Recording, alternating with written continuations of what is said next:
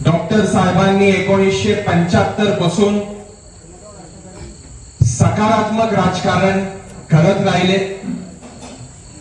वडीलधारींचा, माता भगिनींचा आशीर्वाद राहिला,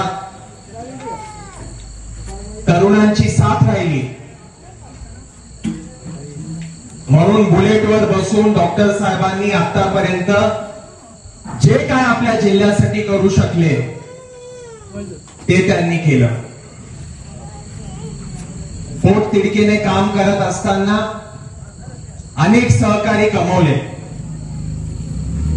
मी काल ताकपिकीमध्ये होतो, नाही सकाळी होतो, बामणीत होतो। मी जाता जाता असंच गाडीमध्ये चढत असताना मला एका वडीलधाऱ्यांनी हातात घेऊन ओढून घेतलं। ते बोलले, दादा आमचे साहेब कसे आहेत?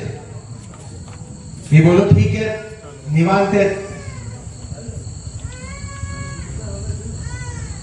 ते वडीलधारी मला बोलले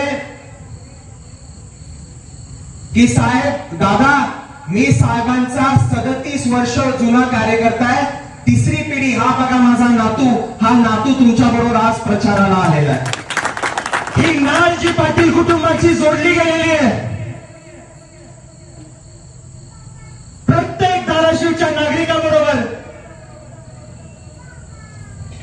त्याच्यामुळे आणि ते एकमेव कारण आहे ज्याच्यामुळे महायुतीच्या 5 आमदारांनी, 2 विधान परिषदेच्या आमदारांनी, या राज्याच्या मुख्यमंत्र्यांनी, देवेंद्र फडणवीस साहेबांनी, अजित काकांनी आणि या देशाचे पंतप्रधान श्री नरेंद्रभाई मोदींनी हा निर्णय घेतला की तिकीट दिलं तर अर्चना राणा पाटलालाच तिकीट मिळालं पाहिजे।